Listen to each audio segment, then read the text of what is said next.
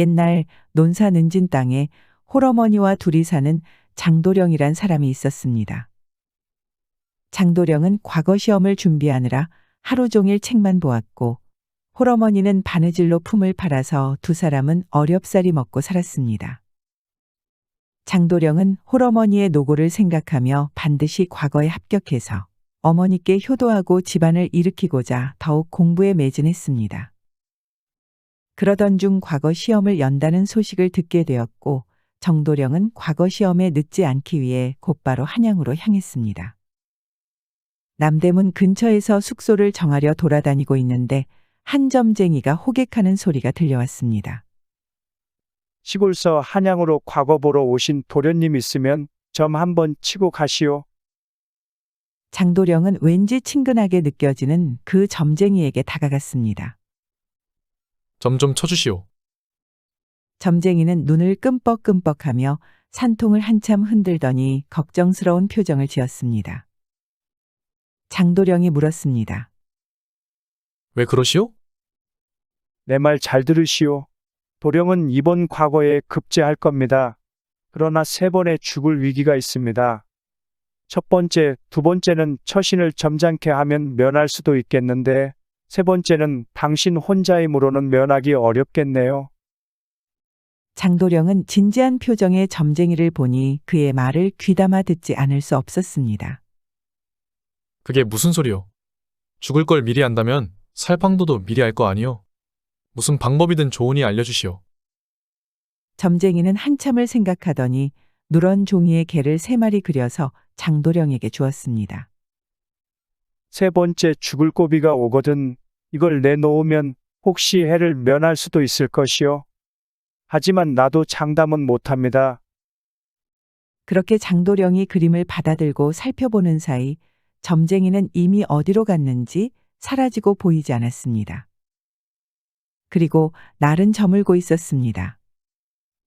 장도령이 어느 주막으로 빈방을 알아보려 들어가려는데 그 옆집의 쌀인문 앞에 나와 있던 한 여자가 말을 걸어왔습니다. 이보시오. 혹시 지금 머물 곳을 찾고 있어? 이쪽으로 들어오시오. 우리 집이 주막보다는 자리도 좋고 편하게 쉬어갈 만합니다. 장도령은 별 생각 없이 여인이 부르는 집으로 들어갔습니다. 장도령이 방을 안내받고 들어가서 짐을 풀고 쉬고 있으니 곧이어 잘 차린 저녁상을 받을 수 있었습니다. 저녁을 잘 먹고 한밤중이 되었는데 집주인 여인이 주안상을 방 안으로 들고 오는 것이었습니다. 갑작스런 주안상에 장도령이 물었습니다. 웬 주안상입니까? 일단 잡수시오. 장도령은 가져온 사람의 성의를 생각해 술 한 잔과 음식을 조금 먹었습니다. 그러고 있는데 여인이 추파를 던져오는 것이었습니다. 여인의 은근한 눈빛과 태도는 이내 노골적으로 변하더니 여인은 장도령의 손을 잡아 자신의 가슴께에 가져다 대는 것이었습니다. 깜짝 놀란 장도령이 급히 손을 빼며 말했습니다. 왜 이러시오? 내게 이러지 마시오. 나는 과거 보러 온 사람이오. 여인과 정을 나눌 여유가 없는 사람입니다. 그러나 여인은 포기하지 않고 몇 번을 계속 장도령을 유혹하였습니다. 여인이 조르고 졸라도 장도령이 넘어가지 않으니 여인은 대청으로 나가 발을 구르며 악을 썼습니다. 도와주시오. 어떤 놈이 나를 겁탈하려 합니다. 나 좀 도와주시오. 그러면서 여인이 길가로 나가 더 크게 소리치려는 듯 대문 쪽으로 달려나가는데 그때 대문 소리가 삑 하고 나더니 어떤 남자 하나가 들어오는 것이었습니다. 남자는 여인의 손목을 잡아챈 후 대청 쪽으로 다시 데리고 들어왔습니다. 남자는 본래 여인의 남편으로 남자가 들어오면서 눈치를 한 번 주니 여인은 더 이상 소리치거나 하지는 않았습니다. 남자는 여인에게 술 한 병을 더 가져오라 말하고 장도령이 있는 방으로 들어갔습니다. 남자가 장도령에게 술을 몇 번 권하는데 장도령은 과거 보러 온 사람이라며 한사코 거절했습니다. 남자가 말했습니다. 내가 저 여자와 살기 시작한 지가 이제 1년 좀 넘었는데 말이오. 창피한 일이지만 저 여자가 서방지를 잘 압니다. 그런 일로 하도 나를 괴롭혀서 오늘은 어떤 놈이든지 마누라랑 정을 통하는 놈이 있으면 내 둘 다 죽이려고 칼을 품고 밖에 숨어 있었습니다. 그런데 선비님이 저 여자의 유혹을 참아줘서 그래서 내가 살인하지 않게 됐습니다. 선비님 고맙습니다. 하며 품속의 칼을 꺼내 내려놓는 것이었습니다. 그렇게 장도령은 첫 번째 죽을 고비를 넘기게 되었습니다. 긴 밤이 지나고 다음 날이 되었습니다. 장도령은 새벽같이 그 집을 나와 다른 숙소를 찾아 여기저기 돌아다니고 있었습니다. 그러다가 숙소를 정하고 저녁을 먹고 잠시 동네 구경을 나갔습니다. 그런데 숙소로 돌아오는 길을 찾지 못하고 야심한 밤길을 헤매고 있는데 갑자기 웬 번거지를 쓴 세 사람이 다가오더니 장도령을 보쌈에서 번쩍 들고 어디론가 가버렸습니다. 장도령이 풀려난 곳은 첫날 밤을 치르도록 꾸며놓은 화려한 신방이었습니다. 잘 차려진 주안상 앞에는 아주 아름다운 새색시가 앉아 있었습니다. 장도령은 새색시 맞은편에 바른 자세로 앉은 후 정신을 가다듬고 눈을 감았습니다. 그리고 아무 말도 하지 않았습니다. 느리게 차 한 잔 마실 정도의 시간이 흘렀습니다. 새색시가 물었습니다. 왜 아무것도 묻지 않으십니까? 왜 나를 데려온 것이요? 여인이 장도령을 보니 언행이 침착하고 점잖으며 외모 또한 허낭한 것이 이렇게 죽기엔 아까운 사람인 것 같았습니다. 여인은 잠시 고민하다가 사실대로 말했습니다. 서울 무녀들이 말하길 저에게 상부살이 있다고 했습니다.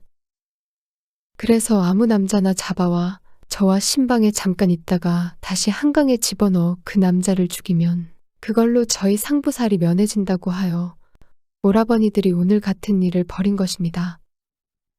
장도령이 여인의 이야기를 듣고 나니 참으로 기가 막혔습니다.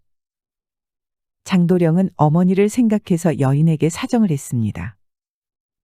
우리 어머니가 삭바느질을 하며 홀로 힘들게 벌어 날 공부시켜서 내가 지금 한양에 과거 보러 온 것이요. 난 이대로 죽으면 안 돼요. 날 좀 살려주시오. 여인은 오라버니들의 강요에 할 수 없이 이 같은 일에 동참하였지만 장도령이 너무 안쓰러웠습니다. 가만히 앉아 한참을 생각하던 여인은 장문을 열고 금 3쌈을 내주었습니다.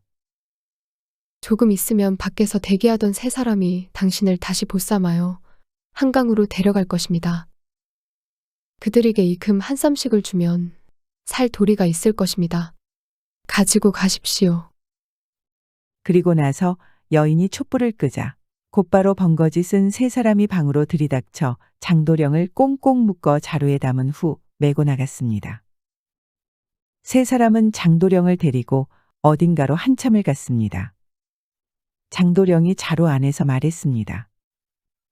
내가 곧 죽게 될 모양인데 죽는 사람 소원 한번 들어주시오. 제발 담배 좀 한 대만 먹고 갑시다. 세 사람은 한강변에 다다라서야 장도령을 내려놓고 도령의 한 팔을 자유롭게 풀어주었습니다. 그리고 4명이 앉아서 담배를 피웠습니다. 장도령은 눈치를 살피며 천천히 품속에서 금 3쌈을 꺼내어 하나씩 주면서 말했습니다. 이거 가지고 가면 잘 살 수 있을 것입니다. 그러니 이거 가져가시고 날 좀 풀어주시오. 혼자 사시는 우리 어머니 사정 좀 봐주시오. 나는 죽어도 괜찮으나 나 없으면 우리 어머니 죽소. 어머니 때문에 난 살아야겠소. 장도령이 사정을 하니 제일 나이 많은 듯한 사람이 알겠어. 우리야 돈 벌어서 좋고 손 안 더럽혀서 좋지. 한강에 집어넣었다고 하면 그만이니 대신 당분간 사대문 안으로는 들어오지 마시오. 하고 말하고는 장도령을 풀어주고 가버렸습니다. 장도령은 그곳에 숨어 날이 밝기를 기다렸다가 숙소로 돌아간 후 숙소에서 숨어 지냈습니다. 장도령은 그렇게 2번째 죽을 고비를 넘기게 되었습니다. 그리고 며칠 뒤 과거 시험을 치러 장원으로 급제하였습니다. 그리하여 임금에게 인사를 드리게 되었고, 그런데 그 앞에서 장도령이 사위감으로 욕심이 난 김판서와 허판서가 다투는 일이 생겼습니다. 김판서는 아들 삼형제에 딸을 하나 두었고 허판서는 외동딸만 있었습니다. 임금님은 김판서는 아들도 있고 허판서는 무남동녀라 사위 하나라도 잘 얻어야 할 테니 허판서 딸과 혼인하도록 하라며 중재를 해주었습니다. 그리하여 결국 장도령은 허판서의 딸과 혼인을 하고 첫날 밤을 치르게 되었습니다. 밤이 되었고 합방을 해야 하는데 장도령은 마침 똥이 마려워 변소에 갔습니다. 변소에 앉아 있는데 누군가 담을 넘는 듯한 소리가 났습니다. 대수롭지 않게 생각한 장도령은 볼 일을 다 보고 신방으로 돌아갔습니다. 그런데 이럴 수가. 그 사이에 누군가가 신방에 침입해 신부를 칼로 찌르고 달아난 것이었습니다. 바닥에는 피가 낭자했고 신부는 한쪽에서 이미 죽어 있었습니다. 망연자실 우두커니 앉아있던 장도령은 잠시 후 정신을 차리고 설렁줄을 당겨 사람을 불렀습니다. 한밤중에 벌어진 살인사건으로 허판서 집은 아수라장이 되었고 장도령은 곧바로 용의자로 지목되어 형조의 옥에 갇히게 되었습니다. 장원 급제한 나라의 인재가 첫날 밤에 신부를 죽인 살인 용의자가 되었으니 이 일은 조정에서도 큰 화제가 되었습니다. 장도령은 형조의 마당에 꿇어앉혀져 형조판서, 즉 김판서의 취조를 받게 되었습니다. 김판서가 말했습니다. 신부가 칼을 맞고 죽은 것은 아무래도 너의 짓이 틀림없다. 너는 어찌하여 그런 끔찍한 일을 저질렀는지 바른대로 말하렸다. 소인도 이 일이 어떻게 된 일인지 알지 못할 뿐만 아니라 신부의 죽음은 저에게도 실로 뜻밖의 참사이옵니다. 내 이놈이 아직도 정신을 못 차리고 사실대로 고하지 않을 셈이냐? 내 이놈, 여봐라.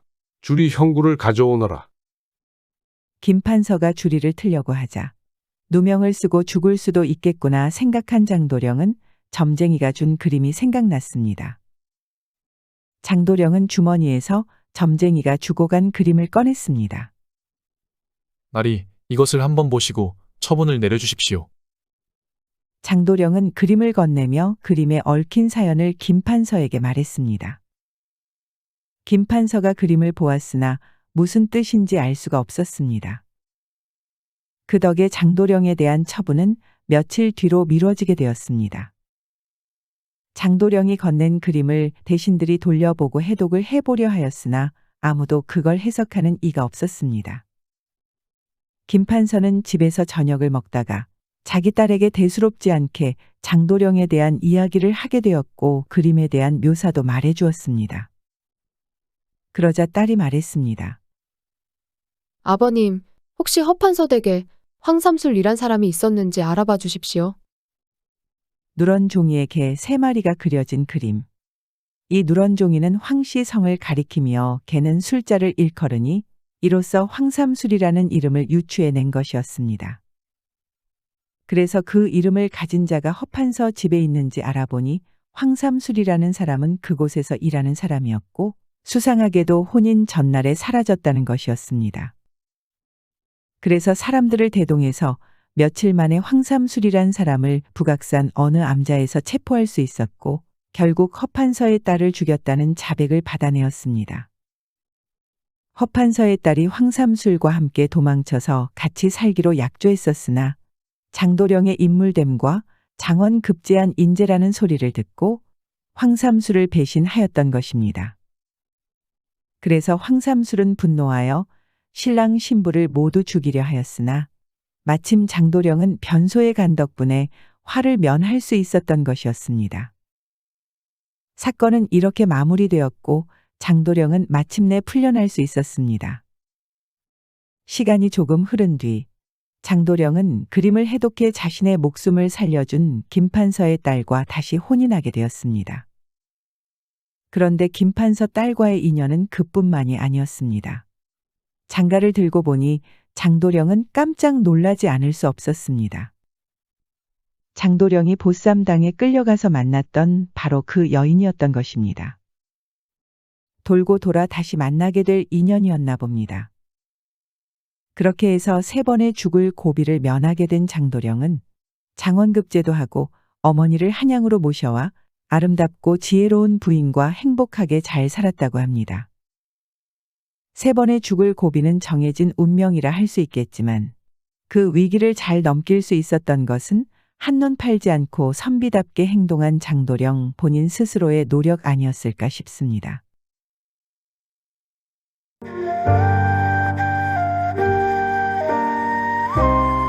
시청해주셔서 감사합니다. 구독을 눌러주세요. 더 재밌는 옛날 이야기로 찾아뵙겠습니다.